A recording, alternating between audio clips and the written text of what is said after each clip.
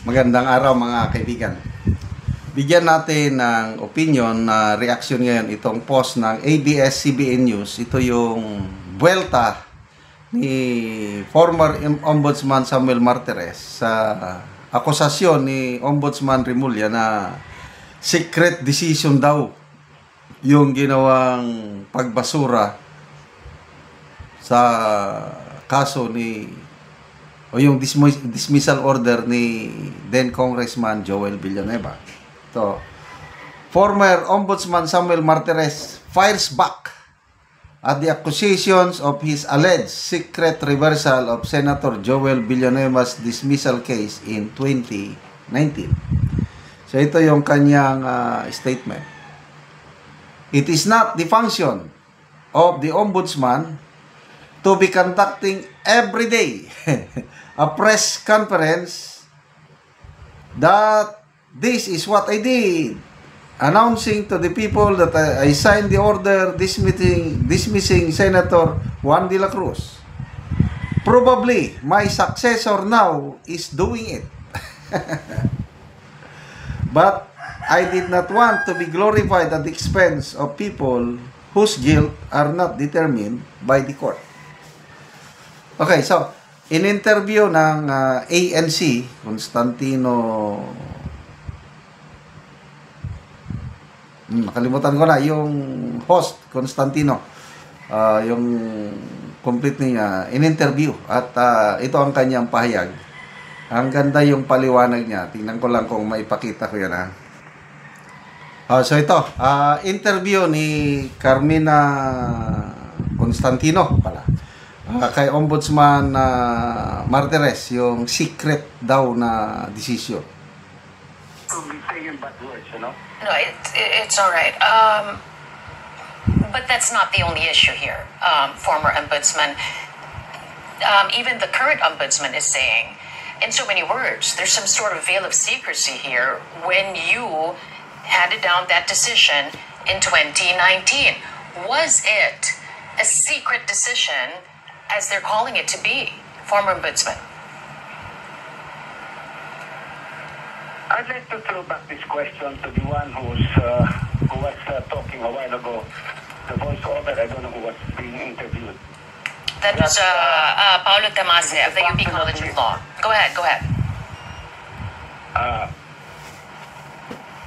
The Supreme Court does not announce all of its promulgated decisions. Yeah. Okay? Not every lawyer knows the decisions of the Supreme Court. Not every official of the government, lawyer, or lawyers of the Office of the Solicitor General would know the decisions of the Court of Appeals. Neither the Supreme Court nor the Court of Appeals nor the Office of the Ombudsman or the Office of the Prosecutor of the Department of Justice has that duty to be always, announcing the decisions they have made.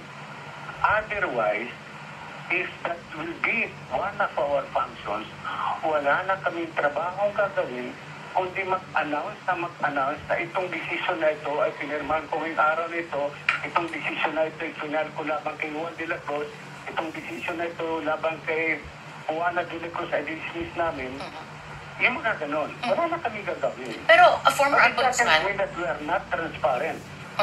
Pero former ombudsman, one can also argue that by doing so, by announcing, then you will be performing your very mandate. Katulad nga nung sinabi ni UP College of Law Assistant Professor Paulo Tamase, nag-ugat po ang ombudsman sa tanod ng bayan. So for you to be able to announce it and inform the public, wouldn't that be tantamount to protecting the interests of the public? And that extra effort to be transparent. Go ahead. With all due respect to that professor, I think kulang ang basa niya sa functions ng ombudsman, okay? The ombudsman, of course, is mandated to be transparent. No doubt about it. Any government office under the Constitution is mandated to be transparent.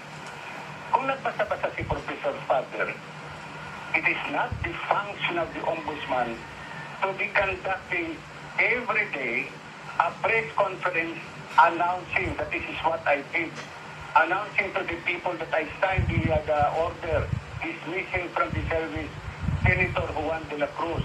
It is not the duty of the ombudsman to be announcing. Probably my predecessor was doing it. Probably my successor now is doing it. Hello.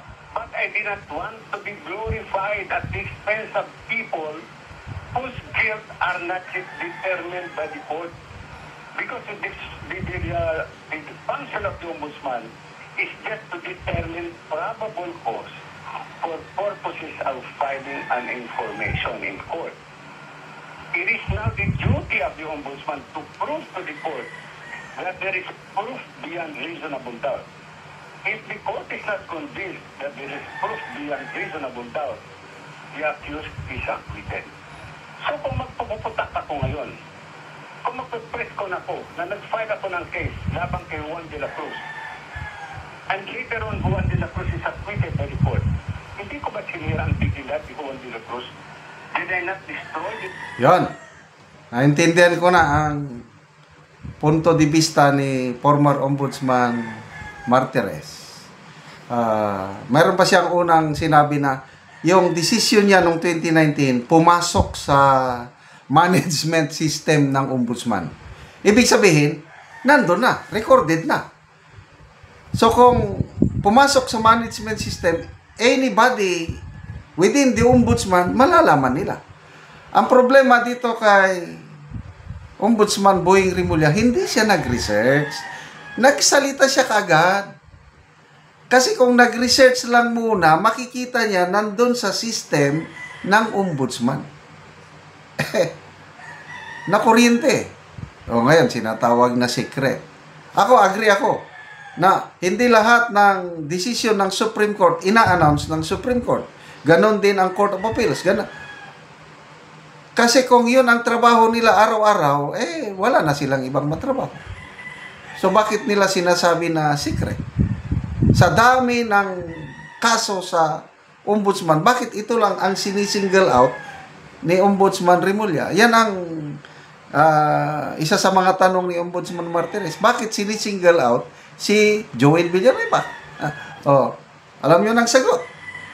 May pinapatamaan. Related ba ito sa impeachment case ni VP Sara? I don't know. Salamat mga kaibigan sa inyong pagsubaybay sa channel nito. Nakakatulong kayo ng maigi sa tribong Talandig ng Bukidnon dahil sweldo natin, binibili natin ng yero, pako, binibigay sa tribo para makapagpatayo sila ng mas maayos na tirahan. Panoorin nyo ang video na ito. O karon mo na ni si Lolo ang matagaan og yero. So matagaan si Lolo og yero kay makatop siya karon.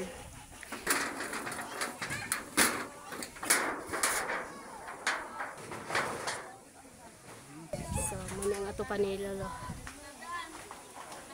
Trapal lang. Muna ang kulihan sa yero nga nahatag sa iya ha.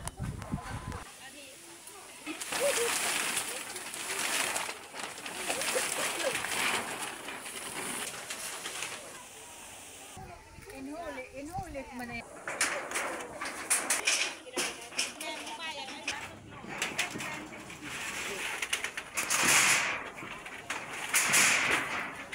Ano isiyan dahil?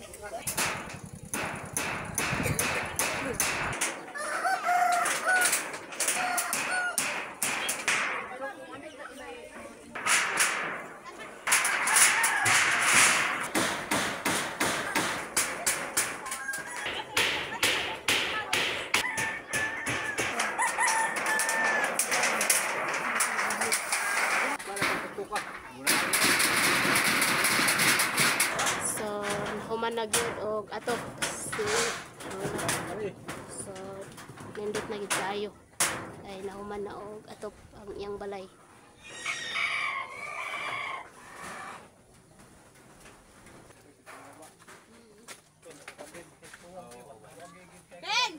Tayong pagsalamat nako sa Ginoo kay ako sin nga giatop nako sa Giyatop na akong trapal Giatop nimo sa imong balay kay trapal lang.